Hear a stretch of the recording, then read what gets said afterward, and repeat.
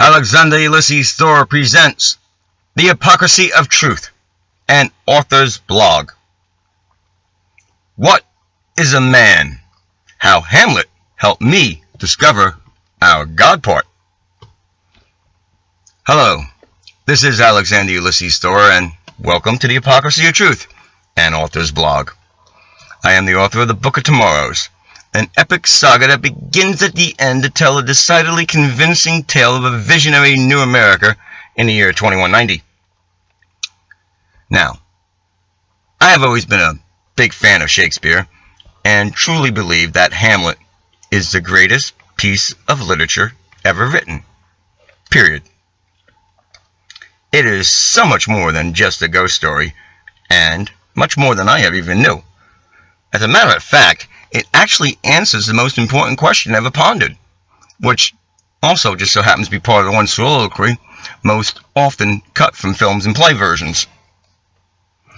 When off to England for killing Polonius, Hamlet sees an army going to fight an unwinnable battle and wonders aloud, what is a man, if his chief good and market of his time be but to sleep and feed? A beast, no more. A simple question for sure, but the answer is one we have been searching for since we learned to talk. However, the answer does not lie in what we are, but what we are not, which is not beasts that sleep and feed. Our free will separates us from other species. It is that missing link they do not possess. It is what defines us, gives us purpose, our reason for being.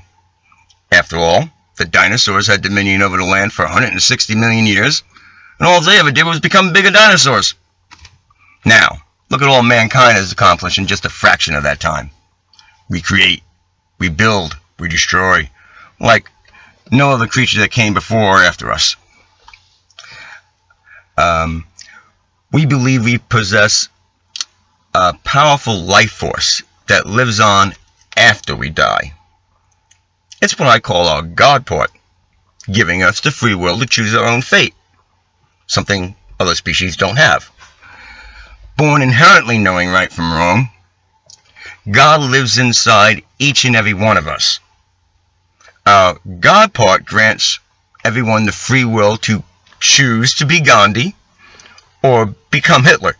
No one is born evil, you have to become evil. However, no one's life is predestined. There are no guarantees, no absolutes.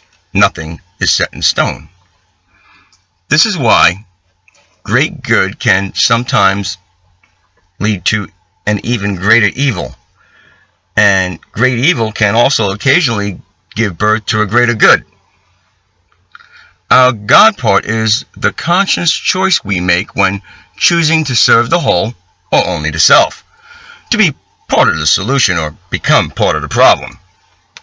But unfortunately, many people prefer keeping faith with religious beliefs thousands of years old, rather than taking personal responsibility for their own lives.